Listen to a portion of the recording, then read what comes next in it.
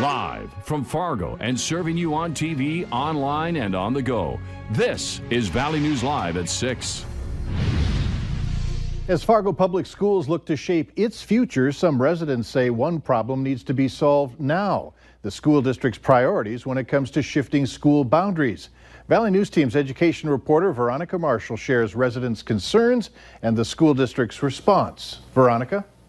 Mike, Fargo Public Schools is growing and it needs to shift its boundaries to either stop or prevent overcrowding at several of its schools. There's a task force to help guide the district thanks to input from parents and community members. But several of them tell me it doesn't feel like their concerns are being heard. One of the task force's members shared the proposed boundary shift plans with me and says the plans all have flaws. The plan with the most votes sends Kennedy Elementary School students about 20 minutes away to Carl Ben Eielson Middle School. Parents say it's not a walkable distance and it will cost taxpayers more money for the extra busing. The task force member tells me the plan focuses too much on creating a balance of students with different socioeconomic backgrounds, but at the cost of taxpayer money and time. There's a large group of Kennedy Elementary community members who are upset with the plan and are meeting tomorrow night to organize a response. Meanwhile, the task force members tell me the next plan with the most votes doesn't take socioeconomic factors into consideration at all, creating what they're calling an inner city school with low income and minority students at one location. I reached out to the school district for a comment about the task force and its work so far, but was told it's too early for Fargo Public Schools to make a statement. Mike? All right, Veronica, if you're interested in observing one of Fargo's building capacity and usage task force meetings, they're open to the public, but only task force members can vote. The next meeting is Tuesday, April 30th, starting at 6 p.m. at South High School. So when it comes to upcoming boundary shifts, what do you think? Should Fargo Public Schools focus on balancing the socioeconomic mix of its students, or should the school district pay more attention to the best use of taxpayer dollars? Let us know by sharing your opinion on our Valley News Live Facebook page. Moorhead police are urging you to use common sense after this person was seen floating on the Red River in an inflatable unicorn.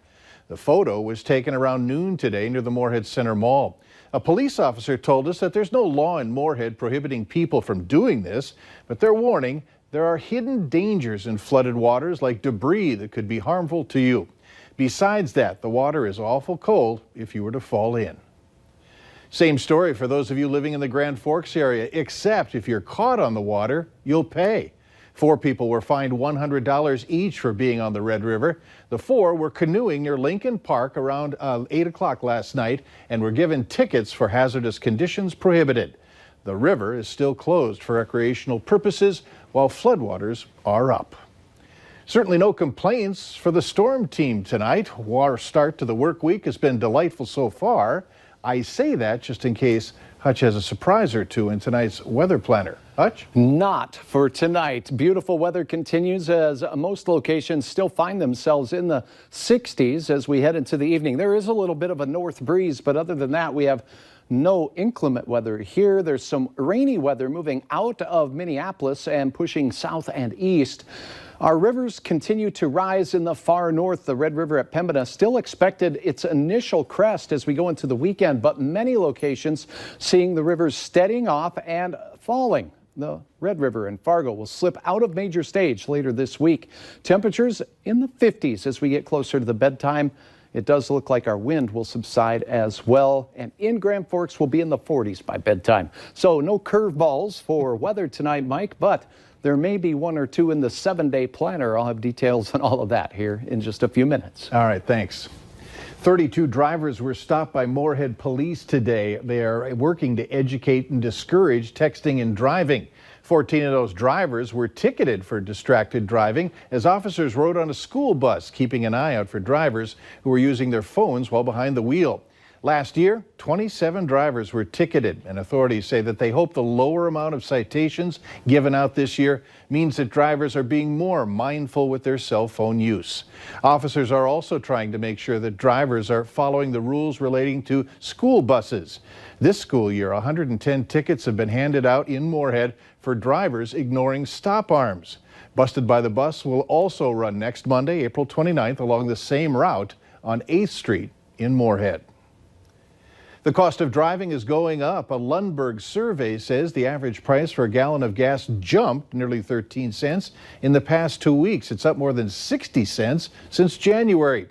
Here in the metro, the lowest price in Sam's Club at Fargo at $2.39 per gallon. There's increased prices at the pump being blamed on the price of crude oil, and its increasing in production is down.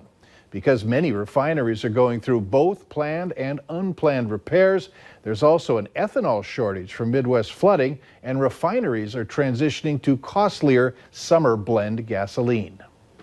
Minnesota farmers are sketching proposals to prevent the closure of small dairies during a sustained slump in milk prices.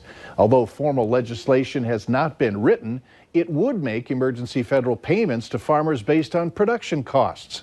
Small dairies would receive more money per hundredweight of milk produced, while the largest dairies wouldn't receive any federal funding. The plan would cost the government roughly $2.8 billion per year. Farmers also looking into two-year term proposals to limit large dairy market advantages. The health insurance premiums for some North Dakotans should drop with the passage of House Bill 1106. North Dakota Insurance Commissioner John Gottfried says those who will benefit need it most. The bill includes what's called invisible reinsurance. It allows enrollees to remain in the individual market with their current plan and carrier, while a portion of their claims are reimbursed by the reinsurance pool. This pool would be funded by a combination of federal funding and assessments placed on insurance companies selling in North Dakota's health insurance market. North Dakota's legislature has passed a bill that would require an occupational license reciprocity for military spouses.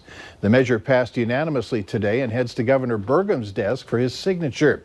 This bill would allow military spouses who are licensed in a field in another state to get a similar license in North Dakota.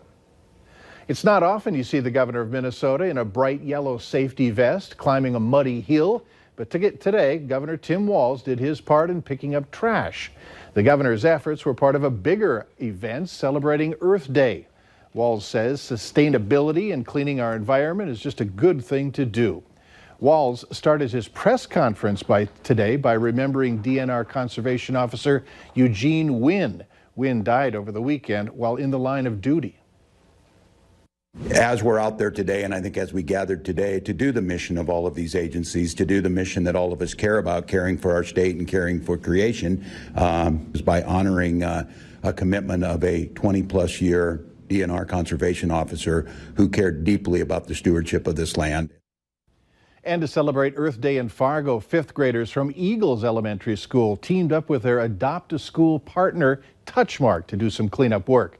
About a dozen fifth grade students helped pick up the Touchmark grounds and cottages. That included any trash that collected through the winter season and putting landscaping rocks back into rock beds.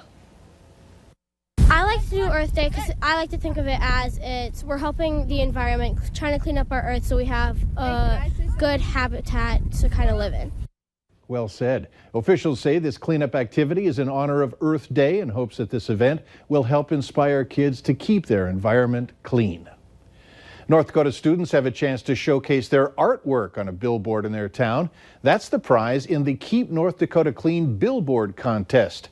It's designed to get students thinking creatively about their responsibility to reduce waste and pollution around the state. Contest organizers say they sorted through hundreds of drawings for the 11 categories. The students with the first place work of art in each category will have their picture turned into a billboard in or near their hometown. First, second, and third place finalists also get a cash prize and an invitation to lunch with the governor and state superintendent Kirsten Baszler.